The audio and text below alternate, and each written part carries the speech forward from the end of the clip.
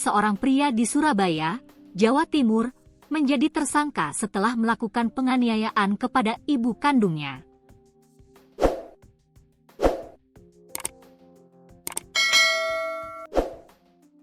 Korban pun mengaku ketakutan usai menerima perlakuan itu dari anaknya.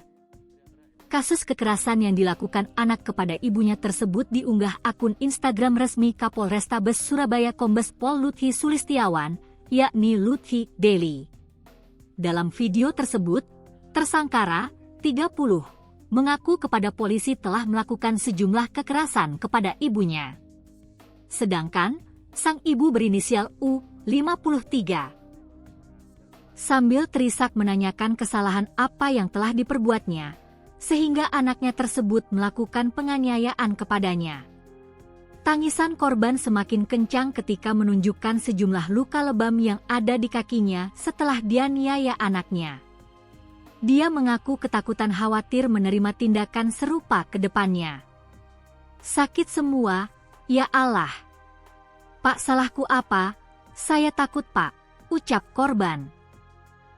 Kemudian, Kapolrestabes Surabaya Kombes Pol Lutfi Sulistiawan mendapatkan cerita bahwa korban kerap dianiaya hingga diancam dibunuh oleh anaknya ketika tidak memberikan uang.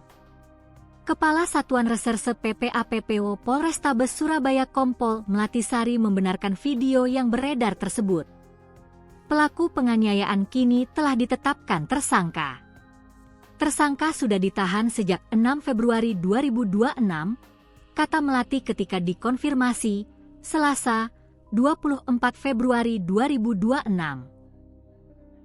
Melati menyebut, sang anak kerap melakukan kekerasan kepada ibu kandungnya.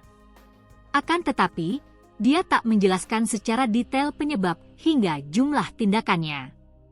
Sharing. Kemarin, tanggal 5 Februari, itu puncaknya, tutupnya.